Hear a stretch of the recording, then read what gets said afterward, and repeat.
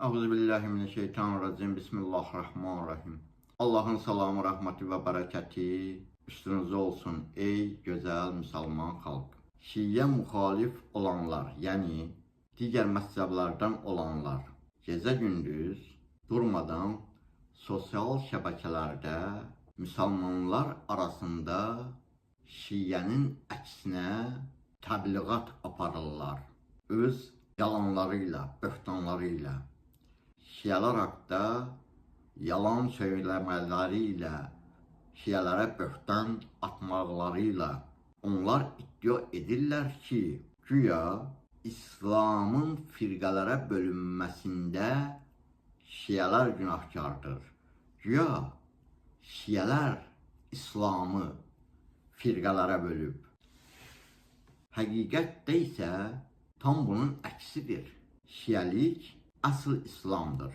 Asıl İslam Şiəliyin özüdür. Biz bütün dövrlərdə, bütün zamanlarda səhih hədislərlə, Peyğəmbər sünnəsi ilə və ən əsası birinci mənbə olan müqəddəs Quran-ı Kərimlə sübuta yetirmişik ki, Şiəli özü asıl İslamdır. Biz həmişə, hər zaman, hər yerdə sübut etmişik və Allahın izniyle həmişə də sübut edəcəyik ki, İslamı firqələrə bölən Şiyə müxalif olanlar olub və hazırda da bunu davam etdirirlər. Çətin bir müsəlman tapmaq olar ki, Səqələyn hədisi deyilən hədis haqqda eşitməsin. Səqələyn hədisini güman edirəm ki, hər bir müsəlman eşidib. Amma əfsuslar olsun ki, bu hədisi qəbul etməyənlər olub, var və olacaq.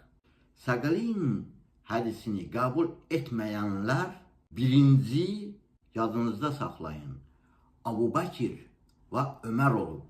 İndi bunu sünni tarix kitablarında gələn bu hədis vasitəsilə bir daha sübuta yetirəcəyik. Sünni tarix kitablarında bu hədis haqqda yazılıb. Məsələn, səhih sünni mənbələrindən mən sizə 2 əmanət qoyub gedirəm. Bu ikisindən yapışsanız, heç zaman azmazsınız.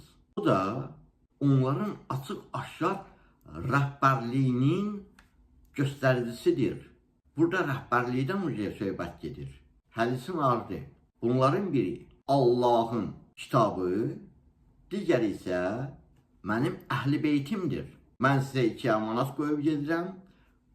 Bu ikisindən yapışsanız heç zaman azmazsınız.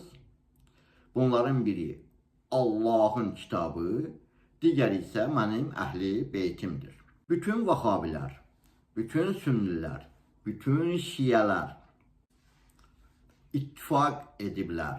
İttifaq ediblər ki, Əbu Bəkir və Ömər əhl-i beytdən deyirlər. Şiələrin, Sünnilərin, Vahabilərin ittifaqına əsasən Əbu Bəkir və Ömər əhl-i beytdən deyil. İmam Əli, İmam Həsən, İmam Hüseyin, xanım Fatma Zəhra ki, bu Əbu Abbas sayılırlar. Peyğəmbər ki, bunları abanasının altına alıb deyib ki, ilahi, bunlar mənim əhl-i beytimdir. Bunu da Vahabilər, Sünnilər, Şiələr qəbul edib, ittifaq ediblər ki, bu həqiqətən də belədir. Hədis səhihdir. Əbu Aba aiddir Fatma Zəhra xanıma, Əli əleyhissalama, İmam Həsənə, İmam Hüseynə. Peyğəmbər bunları öz abasının altına salıb, öz abasının altına alıb, söyləyib ki, ilahi, bunlardır mənim əhl-i beytim. Və bunu da Sünni, Şiə, Vahabi qəbul edib. Amma sonradan nədənsə Vahabilər və Sünnilər Peyğəmbər xanımlarını da bura əlavə ediblər. Baxmayaraq ki, bu doğru deyil, bunu etmək olmaz. Peyğəmbər xanımlarına bu aid deyil. Axı Peyğəmbər o abanın altına xanımlarının heç birini almayıb. Abu Bakir və Ömərin Əhl-i Beytdən olmadığını da Vahabilər, Sünnilər, Şiələr ittifaq ediblər. Qəbul ediblər ki, Abu Bakir və Ömər Əhl-i Beytdən deyillər. Yəni, Peyğəmbərimiz sallallahu aleyhi və səlləm bunları bizlərə, biz müsəlmanlara əmanət etməyib. Nə Abu Bakiri, nə Öməri. Və Peyğəmbərimiz bizlərə, biz müsəlmanlara Abu Bakirin və Ömərin ardınca getməyi əmr etməyib. Peyğəmbər dünyasını dəyişəndə Əli əleyhissalam bir neçə nəfərlə, 4-5 nəfərlə Peyğəmbərin dəfni ilə məşğul olan zaman Abu Bakir və Ömər ikisi qaçıb özlərini xəlifə elan etdilər. Baxmayaraq ki, Peyğəmbərimiz Abu Bakirin və Ömərin özünə demişdi, məndən sonra Quran və mənim Əhl-i Beytimdən yapışsanız, Əli əleyhissalamdan yapışsanız, heç zaman yolunuzu azmazsınız. Amma Abu Bakir və Ömər nə etdi? Peyğəmbərin cənazəsi ortada qalarkən qaçıb özlərini xəlifə elan etdilər. İslamı firqələrə böldülər. Əziz müsəlmanlar, İslamı ilk dəfə firqələrə bölən Abu Bakir və Ömər olub. Mən ki dedim ki, yuxarıda sünni tarix mənbələri, əziz müsəlmanlar, səhih sünni mənbələrindən Silsilətul Al-Hadisul Səhihə kitabı, bunu da məşhur sünni alimi Muhammed Nasiruddin Albani yazıb. Albaninin kitabıdır. Al-Müstəqrəhal Ala Səhihin kitabı var. Çox məşhur sünni alimi, hədis alimi Muşafuri, Hakim Muşafuri. Onu da nəzərdə çatdırım ki, hakim ləqəbi tək-tək adamlara verilir.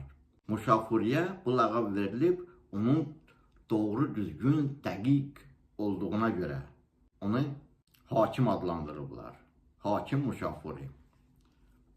Hədisin nömrəsi 4577. Kitaba Marufatil Sahaba bağında bu hədisi gətirib, 31-ci bağ. Sonra Səhih-ü Cəmi Əsar kitabı var. Söylədiyim o Albanının 1-ci cild səhifə 482-də. Hədisin də nömrəsi 2457 və 2458. Hətta 6 səhih kitabdan birinin müəllifi olan Sünən-i Tirmizi. Sünən-i Tirmizi 3786 nömrəli və 3787 nömrəli hədis, bu hədisi gətirib. 855-ci səhifə 32-ci babda. İndi, əziz müsəlmanlar, gözəl müsəlman bacı qardaşlarımız, məzhəbindən asılı olmayaraq, özünü müsəlman sayan kəslər, özünüz qiymət verin, özünüz söyləyin, özünüz nəticə çıxardın. Kim İslamı firqalara bölüb və Səqələyn hədisini kim qəbul etməyib ilk dəfə? Özünüz qiymət verin. Əssalamu aleykum və rəhmətullahi və bərəkatuhu.